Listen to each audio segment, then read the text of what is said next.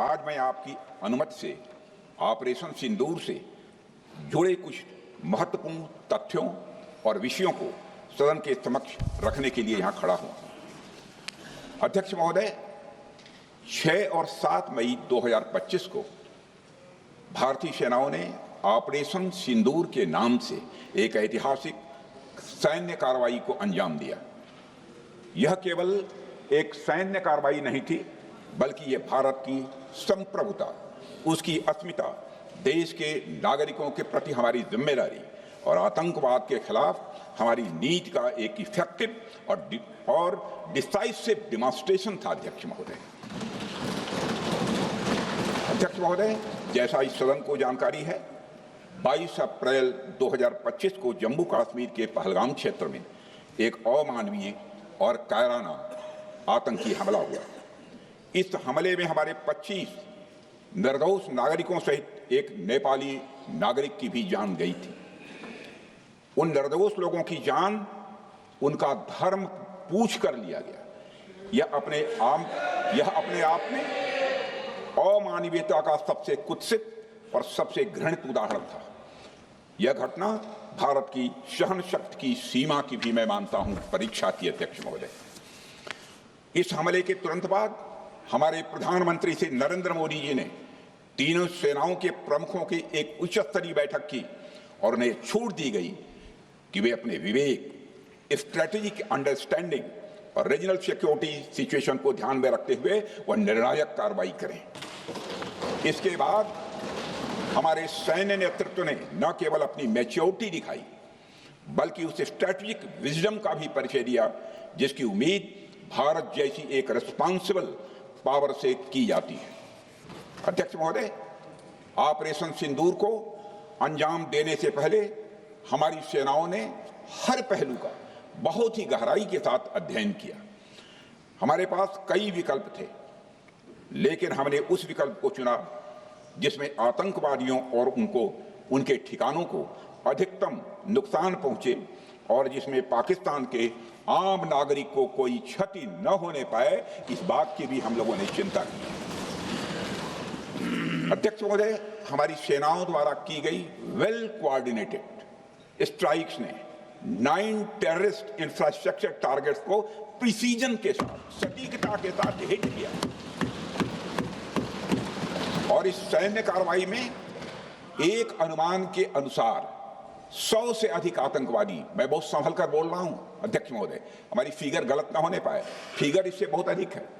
100 से अधिक आतंकवादी, उनके ट्रेनर, उनके प्रशिक्षक, उनके हैंडलर, लश्कर-ए तोयबा और हिजबुल मुजाहिदीन जैसे आतंकवादी संगठनों से संबंधित थे।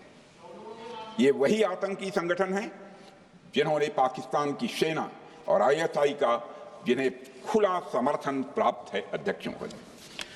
अध्यक्ष महोदय, 7 मई 2025 को रात्रि 1:05 भारतीय सशस्त्र बलों ने ऑपरेशन सिंदूर प्रारंभ किया, जिसमें पाकिस्तान और पाक ऑक्युपाइड कश्मीर में भारत के खिलाफ आतंकी गतिविधियों से जुड़े 9 स्थानों को निशाना बनाया गया। इसमें POK के मुजफ्फराबाद में सवाई नाला और सैयदना बिलाल कैंप, कोटली में मस्जिद अब्बास व मसबर रहील शाहिद कैंप, कोटली में गुलपुर कैंप, भिम्बर में बरनाला कैंप, कोटली में अब्बास कैंप और पाकिस्तान के पंजाब प्रांत में बहावलपुर, मुहिदके और सरजाल और मेहमुना जोया शामिल थे। इनमें से 7 आतंकी शिविरों को भारतीय सेना ने पूरी तरह से नष्ट कर दिया, जबकि भारतीय वायुसेना ने मुरीदके और बहावलपुर को नेस्त नाबूद किया, जो लश्कर-ए तोयबा और जैशे मोहम्मद के केंद्र हैं। पूरा ऑपरेशन मात्र, अध्यक्ष महोदय, जानकर पूरे सदन को प्रसन्नता होगी कि विदिन 22 मिनट्स पूरा ऑपरेशन समाप्त हो गया और हमने आतंकवादियों को उनके घर में घुसकर मारा। सशस्त्र बलों ने हमारी माताओं और बहनों के सिंदूर का बदला लिया प्रत्येक भारतीय इस भावना से ओतप्रोत हो गया। अध्यक्ष महोदय, मैं चाहूंगा कि पूरा सदन एक बार हमारे सेना के बहादुर जवानों के शौर्य और पराक्रम का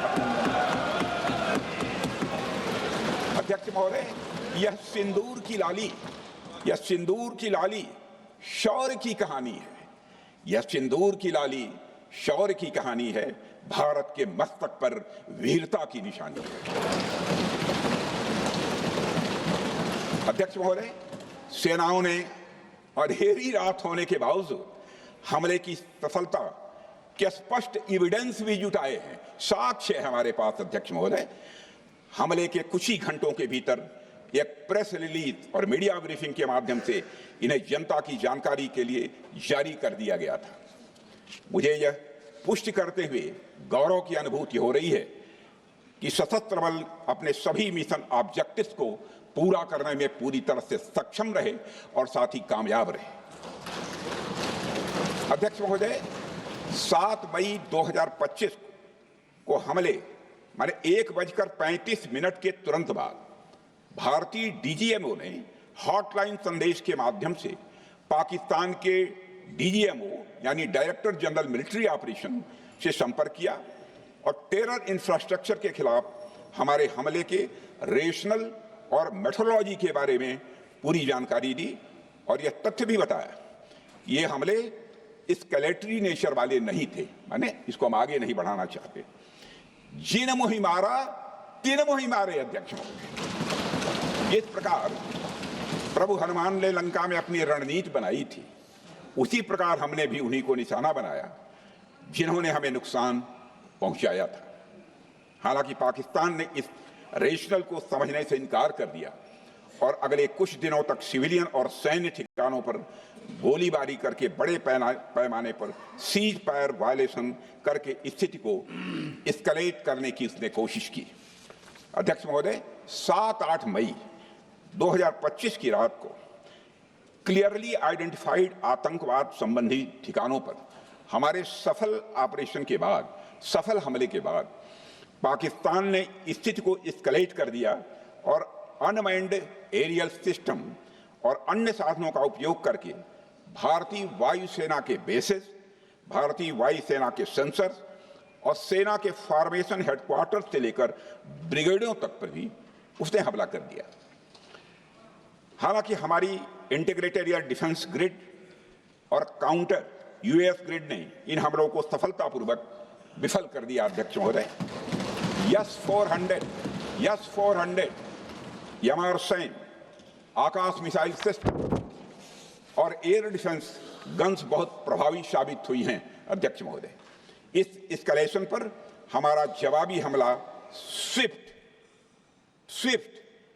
प्रोपोर्शनेट और नपातुला था। अध्यक्ष महोदय, जिसमें 8 मई 2025 को केवल चुनिंदा पाकिस्तानी एयर डिफेंस सिस्टम और सेंसर नेटवर्क को प्रिसीजन गाइडेड मिशन द्वारा म्यूनिशंस द्वारा जो है टारगेट किया गया।